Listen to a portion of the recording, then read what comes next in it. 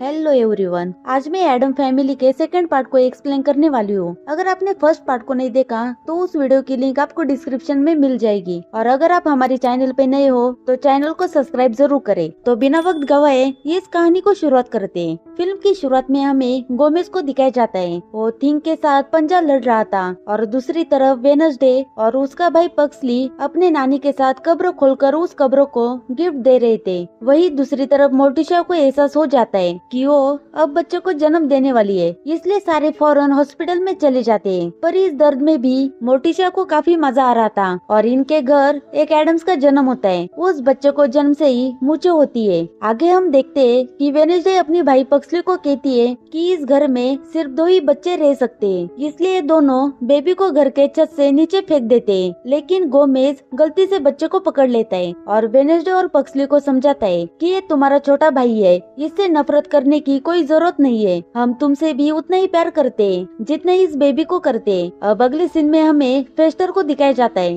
वो अपने कमरे में लेटा हुआ था और काफी मायूस नजर आ रहा था। उसे रात का अकेलापन कुछ पसंद नहीं आ रहा था। इधर गोमेज और मोर्टिशा गार्डन में बैठकर अपना क्वालिटी टाइम स्पेंड कर रहे थे, लेकिन वेनेसडे और पक्सली नए बेबी को काफी परेशान कर रहे थे। इसलिए मोर्टिशा और गोमेज एक नैनी रखने का फैसला करते, लेकिन कोई भी नैनी इनके यहाँ टिक नहीं पाती। इस वजह से गोमेज और मोर्टिशा काफी परेशान हो जाते हैं। लेकिन तभी एक लड़की की एंट्री होती है। उसका नाम डेबी होता है। वो दिखने में काफी खूबसूरत होती है और एक क्रिमिनल भी है। उसका असली पेशा है अमीर आदमियों को अपने जाल में फंसाना और शादी होने के बाद उनकी दौलत को लूट लेना। डेबी इस घर में फेस्टर को अपने जाल में फंसाने के लिए आई होती है, लेकिन फेस्टर डेबी को देखकर उसके पैर में पागल हो जाता है और डेबी से शर्माने लगता है। डेबी उसी रात से नैनी का काम शुरू कर देती है। रात के वक्त डेबी घर के अंदर छानबीन करना शुरू करती है। तब वो देखती है कि फेस्टर के नाम पर काफी प्रॉपर्टी और काफी सारे शेयर के बॉन्ड्स है। ये देखकर डेबी काफी खुश होती है, पर ये सब वेनेसडे देख लेती है और उसे डेबी पर शक होने लगता है। डेबी को भी इस बात का पता चल गया था कि वेनेसडे को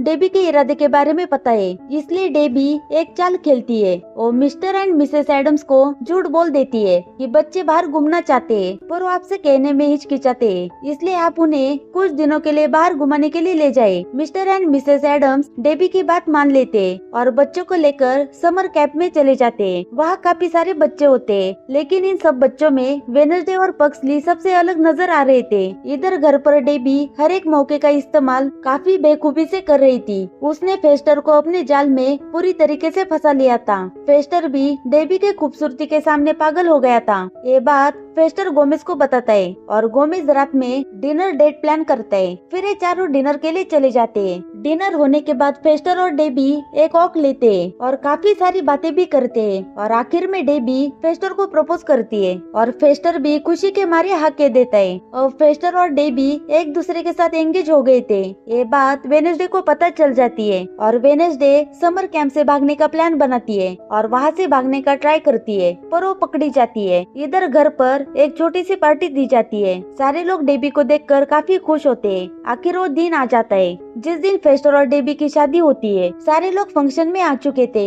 यहाँ तक वेनेसडे भी। फेस्टर को यकीन नहीं हो रहा था कि डेबी के साथ उसकी शादी हो रही है। आखिर में इनकी शादी हो जाती है और ये दोनों हनीमून के लिए चले जाते हैं। हनीमून की पहली रात में ही डेबी फेस्टर को करंट से मारने की कोशिश करती है। फेस्टर को काफी खतरनाक करंट लगता है, पर फेस्टर को कुछ भी नहीं होता। वो पूरी तरीके से ठीक होता है। फिर ये दोनों एक दूसरे के साथ काफी रोमांटिक टाइम स्पेंड करते हैं और इस वक्त का फायदा उठाते हुए डेबी फेस्टर से वादा लेती है कि वो अपने फैमिली से कोई भी वास्ता नहीं रखेगा, वो उनसे बिल्कुल नहीं मिलेगा। इमोशंस में आकर फेस्टर डेबी की सारी बातें मान लेता है। इधर गोमेज और मोर्टिशा काफी परेशान होते हैं क्योंकि फेस्टर और डेबी का कोई आता पता नहीं होता। उन्हें फिक्र हो रही थी कि ये दोनों कैसे होंगे। इधर डेबी फेस्टर को लेकर न्यूयॉर्क चली जाती है और ये दोनों वही रहने लगते हैं। डेबी फेस्टर का सारा हुलिया बदल देती है। अब फेस्टर काफी अलग नजर आ रहा था। उसके सिर पर अब बाल भी होते। डेबी ने फेस्टर को अपने काबू में कर लिया था। वो फेस्टर को किस करने के $20 लेती थी। आगे फेस्टर गोमेज को एक लेटर भेजता है। उस लेटर में वो कहता है कि वो हवाई में है और वो काफी खुश है। डेबी उसे काफी प्यार करती है और वो वापिस घर कभी नहीं आएगा। ये पढ़कर गोमेज को काफी बुरा लगता है। उसे ऐसा लगता है कि शायद फेस्टर उस पर नाराज है। इधर समर कैंप में वेनसडे को पता चल जाता है कि डेबी ही द ब्लैक विडो है। इधर गोमेज और मोर्टिशिया फेस्टर से मिलने के लिए उसके घर चले जाते हैं। वहाँ जाने पर डेबी इनसे कुछ अच्छे तरीके से बात नहीं करती और आगे कहती है कि फेस्टर मेरा पति है और वो सिर्फ मेरा है, आइंदा उसे मिलने की कोशिश ना करे। ये सुनकर गोमेज को काफी गुस्सा आता है और वो डेबी पर चिल्लाता है और आगे गोमेज कहता है कि उसे फेस्टर से बात करनी है, पर डेबी के डर से फेस्टर घर के कोने में पड़ा हुआ था और वहाँ से चिल्लाकर वो गोमेज से कहता है कि वो किसी से नहीं मिलना चाहता। ये बात कहते वक्त फेस्टर को काफी बुरा लगता है, पर डेबी के खातिर वो मोर्टिशिया और गोमेज से नहीं मिलता। फिर गोमेज पुलिस स्टेशन चला जाता है और पुलिस को बताता है कि मेरे भाई के वाइफ ने उसके ऊपर ब्लैक मैजिक किया है, वो हमें उससे मिलने तक नहीं दे रही, वो औरत हमारा सारा पैसा लेकर भाग जाएगी। लेकिन पुलिस कहती है कि हम इसमें आपकी कोई मदद नहीं कर सकते, ये उन हस्बैंड वाइफ का आपसी मामला है। गोमेज वहाँ से गुस्से से चला जाता है। इधर समर कैंप में वेनसडे और पक्सली काफी परेशान हो गए थे। उन्हें आम बच्चों की तरह खेलना, मस्ती करना, सोशल एक्टिविटी में पार्टिसिपेट करना बिल्कुल पसंद नहीं था, लेकिन फिर भी वो प्ले में पार्टिसिपेट करते।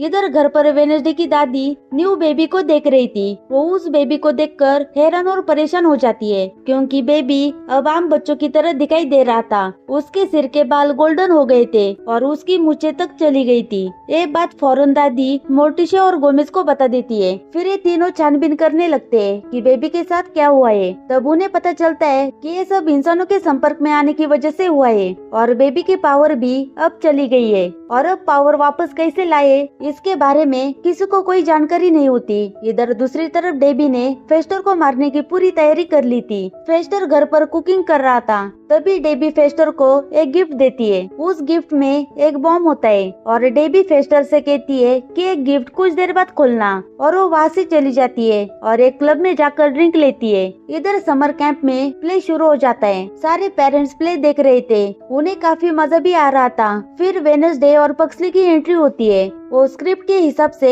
प्ले कर रहे थे, पर थोड़ी देर बाद वेनसडे बताने लगती है कि कैसे इस समर कैंप के ऑर्गेनाइजर ने यहाँ के लोकल आदिवासियों पर अन्याय करके उनकी जमीन हड़प ली और उन्हें यहाँ से बेघर कर दिया, और एक कैंप पूरी तरीके से अनलीगल है। पेरेंट्स ये सब सुनकर हैरान हो जाते हैं और वहाँ पर अफरा तफरी का माहौल हो जाता है, और इस वक्त का फायदा उठाते हुए वेनसडे और पक्सली वहाँ से भाग जाते हैं। इधर डेबी अपने घर के बाहर आ जाती है ताकि वो लोगों को और पुलिस को बता सके कि वो इस बॉम्ब ब्लास्ट में बाल बाल बची। डेबी घर के बाहर ब्लास्ट होने का इंतजार कर रही थी। आखिर ब्लास्ट हो जाता है। डेबी काफी खुश हो जाती है, लेकिन एक चमत्कार होता है। उस बॉम्ब ब्लास्ट का कोई असर फेस्टर पर नहीं होता। वो सही सलामत घर के बाहर चला आता है। उसे ऐसा लगता है कि ये सिर्फ एक एक्सीडेंट है। ये देखकर डेबी को काफी गुस्सा आता है और वो गुस्से में फेस्टर को गन पॉइंट पर लेती है और उसे मारने वाली होती है कि तभी थिंग वहाँ पर आता है और कार से डेबी को उड़ा देता है, और उसी कार में फेस्टर को बिठाकर उसे वहाँ से लेकर चला जाता है। इधर घर पर मोर्टिशिया काफी परेशान होती है क्योंकि बेबी की पावर पूरी तरीके से चली गई थी।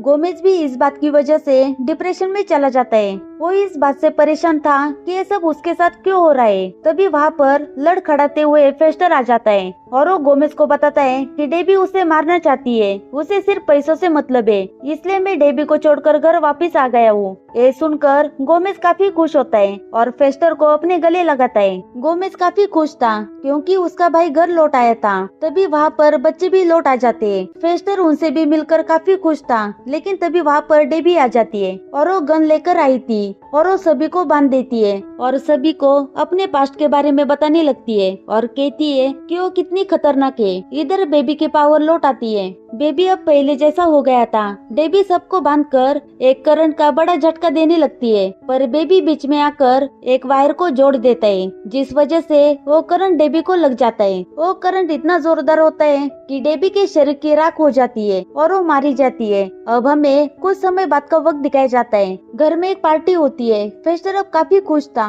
तभी वहाँ पर एक नैनी आती है, उसका नाम डेमेशिया होता है। वो फेस्टर को काफी पसंद आती है और पार्टी शुरू हो जाती है, और इसी के साथ मूवी यहाँ पर खत्म हो जाती है। Thank you for watching.